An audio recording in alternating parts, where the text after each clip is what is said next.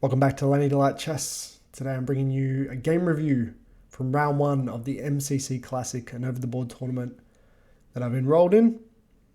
Coming to you today with round one, playing against a 1681 rated teenager, my strongest opponent that I've ever played.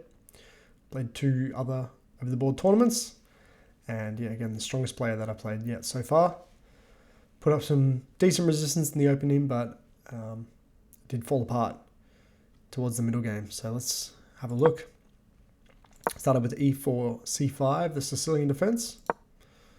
Knight f3, and bringing out the knight here. Knight c6. Accelerated dragon player, so I'm looking to bring out the knight, fianchetto this bishop, perhaps play against either the open Sicilian or, like in this game, playing against the Rossolimo. So opponent develops bishop to b5, attacking the knight. Again, as the accelerated dragon player, I'm bringing out the g6 pawn, looking to fianchetto. This does allow white to capture the knight on c6 and weaken our structure, our pawn structure. So we've got these double pawns on the c file now. This doesn't feel like the worst structure in the world in some of these positions.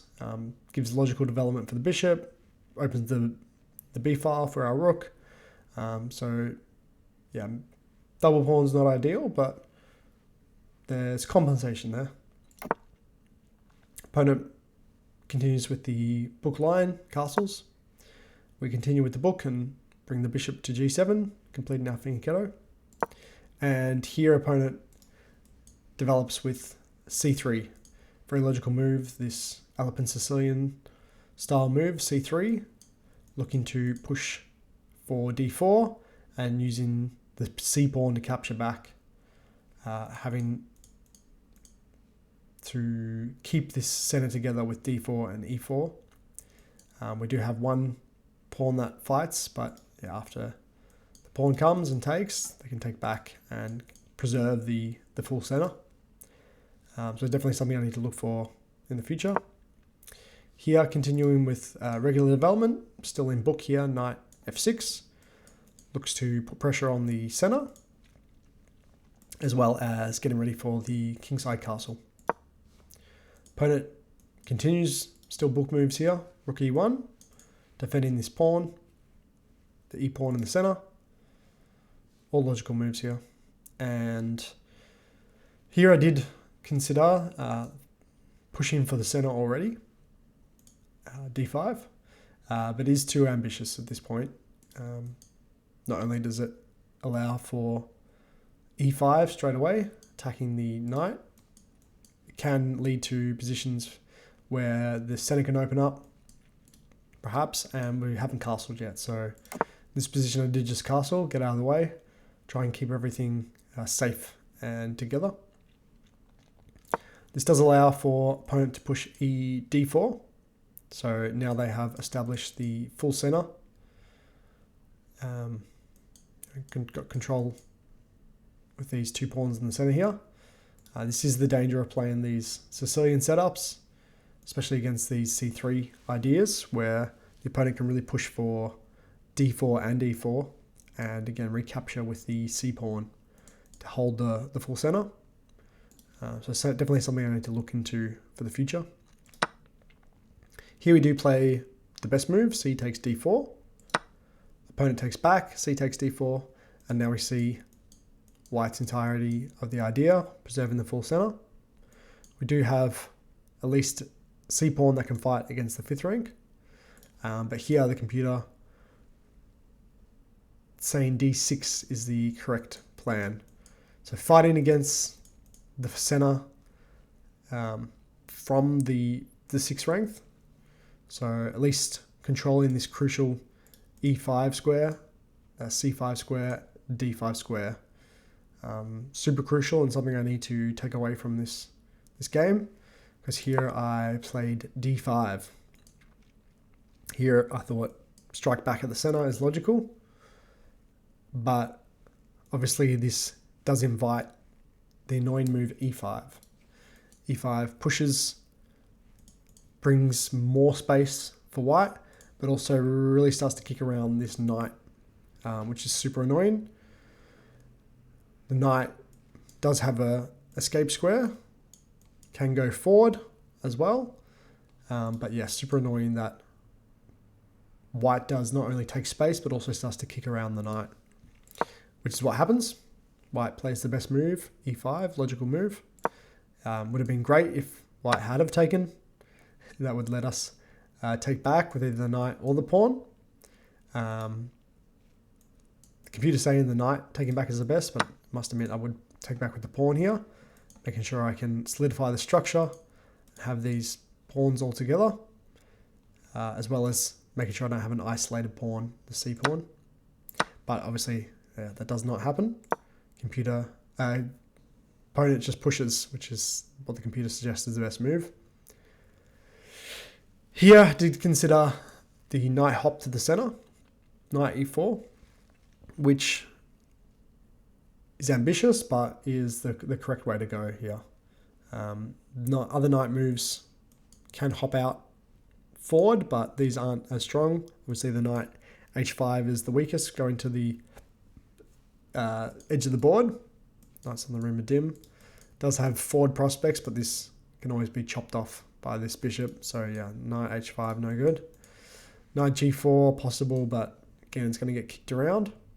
And then there's the knight's going to have to come back here. So it's really one of two options here. Here, my reasoning for knight d7 was I thought this would allow for fighting back against the pawn chain. It would use the knight to help push c5 and chip away at the base of the pawn chain here, and then freeing up to be able to fight against this pawn in the future, having these two attackers. So that did lead to an incorrect thought, but my thoughts of going backwards to d7 instead of coming forward to knight e4. Thought knight e4 would just invite the knights. Knight c3 seems logical development. Knight takes, pawn takes. It felt like I was just helping white, but even though white does get this connect 3, black can still fight against it. The bishop may have to come and defend. Bishop d2 perhaps. Perhaps the queen coming to defend. So yeah, this does seem like a grim prospect against the bishop, but again, the computer says the way to go. Fighting against this pawn chain slowly into the future. Unfortunately here, I played knight backwards to d7, which invites a lot of shenanigans. Computer saying best idea for white is just to develop normal with all these regular developing moves. Knight c3, bishop e3, even b3. But it also allows this very annoying move, which I did see but miscalculated, which really turns the game from here. e6, again, talking about these annoying moves of the pawn rolling down the board, all starting from the Sicilian structures, and c3 allowing the pawns to start rolling forward. Here, the crucial move is taking. F takes e6. If I had found this, it would have been game on. Would have been very crucial. I thought here, rook takes back, and he's going to have some pressure. But this allows the whole plan we were going for anyway. This allows for this c5 push. The queen is defending, but computer saying that this pawn is all but lost at this point. Computer suggesting queen e1, queen e2, knight c3, really just chucking this pawn. Not much to be done here. Knight c3 feels like a logical move. Bishop feels like a logical move as well. But all this leads to perhaps taking. Computer's even saying things like rook takes on f3, crazy move. Knight f6, just bringing the knight back. The real kicker here, knight b8 is the winning move. Opening up the discovery against the rook. The rook's going to have to retreat, but is out of squares if white brings the bishop. So yeah, crucial move. Would have been all fine to this point. Would have been game on if we had found f takes e6. And again, now look at it. After the fact, it seems like the most logical move. Again, saw it in the game and got scared of ghosts. Rook in my position, really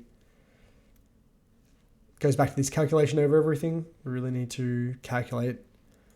Don't just stop at rook takes and, there's a rook in my position. We've always got moves to push. Can bring the knight out of the way, and there's a discovery against the rook. Rook can retreat, and we've got this pawn that can be preserved, this pawn that can attack. The rooks are semi-open. So, yeah, crucial move. And unfortunately here I blundered. Knight f6, thinking that I was just getting out of the way. But this invites lots and lots of shenanigans that I, again, missed entirely. Wish I could say I miscalculated, but just missed entirely. This leads to the crucial line. E takes f7. Check.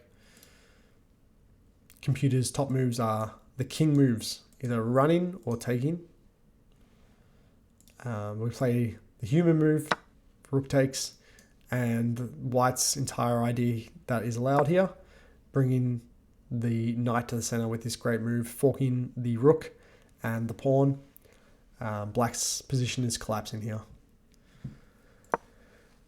Play the only saving grace, rook f8. And here the knight is allowed to devastate the position. Taking this free pawn, attacking the queen with tempo, and putting pressure on the e8 pawn as well. Computer wants queen b6 here. Perhaps, try and put some pressure back down the b file. But no matter what happens, play the what feels like a logical queen d6 to try and hold everything together, put some pressure on the knight and try and hold down the center. Just allows this devastating fork. This check to the king, always defended by the rook on e1.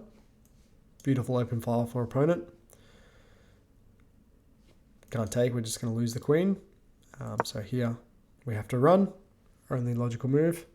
And now white continuing with this critical line, takes this bishop, which is a trade, but after it's all said and done, white has also picked up these 2 extra pawns, which is really devastating to the position. White's obviously +2 here. Computer reckons +2.3. It's a really lost position here for black. I fight on for longer because I'm invested and thought maybe there might be some tricks for the future and keep fighting all that. But yeah, this is really a devastating position here. White just has logical development now. Knight c3, putting pressure on the center. Always ready to hop. White's going to bring out the bishop, the rook. Easy development for white. So even though in this position white is entirely on the back rank and black is completely developed, white is just going to re-enter the game very quickly with very little compensation for black. Even though black has the development, white is going to develop very easily here. Here I offered the trade of rooks, thinking this might give me better chances if I can control the open file. Opponent doesn't take the offer of the trade, brings the bishop to lock down the e file, reinforcing this d4 pawn, which is target for us in the future. Is the focus for some tricks that didn't land, but I was hoping for. So yeah, logical development here. Here, I brought the queen back, looking for a timely knight jump. Did have some ideas here about perhaps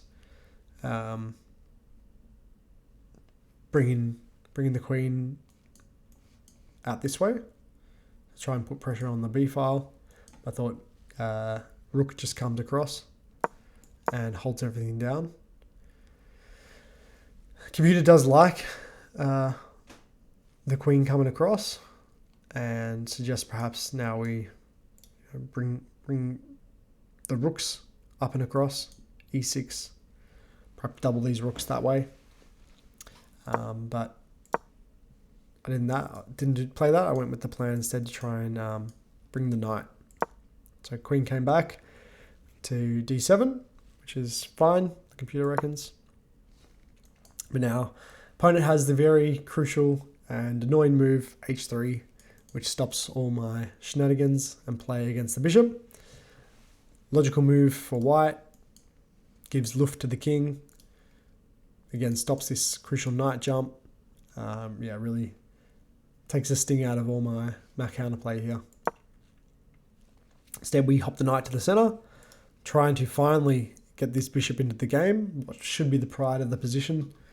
Really has not had any fun at all. This poor bishop sitting here on g7. So yeah, trying to hop and get some pressure towards the center.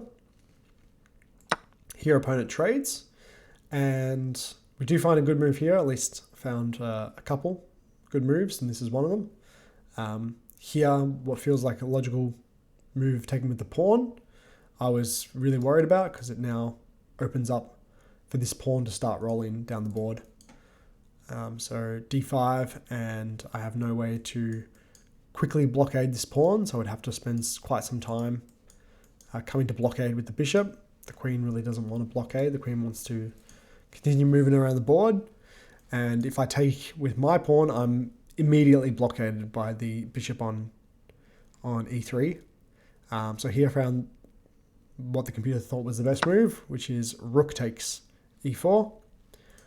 Thought this puts some pressure in a few different directions, as well as all these ideas around the pawn and this pawn becoming a pass pawn. Here, opponent brings the queen, connects the rooks, has ideas to perhaps play against the bishop, trading off the bishop. If the opponent just trades down now, completely winning endgame. This 2-on-1 becomes very difficult to stop. If they can put pressure here, this is another pass pawn. This is a 3-on-2, so yeah, if opponent wants to trade down, it's one way to go, but can continue playing for checkmate anyway. Here I doubled the rooks, really considered the queen coming here, trying to put pressure on the f-file and this f2 pawn. Thought perhaps I could have play against the f2 pawn in the future, supported by the queen. Although, logically speaking, it doesn't really do much at all. Bringing this queen to f7. Opponent can always play f3. Opponent can just ignore and bring the rook. This bishop always holds things down, so that wasn't the way to go. Instead, I played rook fe8, doubling these rooks together, which again, computer thinks is the best move. So at least found this idea of bringing the rooks, trying to get some pressure rolling down the open e file, try and put some pressure on this pawn. I thought I had maybe counterplay ideas, sacking the bishop at some point in the future, hoping to build some pressure against the back rank. But I'm going to have to bring some more pieces, and what I didn't think about the game, get the king out of the way as well from these checks, perhaps on the queen or the bishop. Here opponent plays logical move, rook a c1, taking control of the entire open c file. Here I played the idea of bringing these triple pieces together, trying to put pressure down. Again, the e-file, again, hoping for ideas of sacrificing to put pressure on the back rank. The idea was to try and win a rook at the back. Wishful thinking in the end, but really the only counterplay that I thought I had.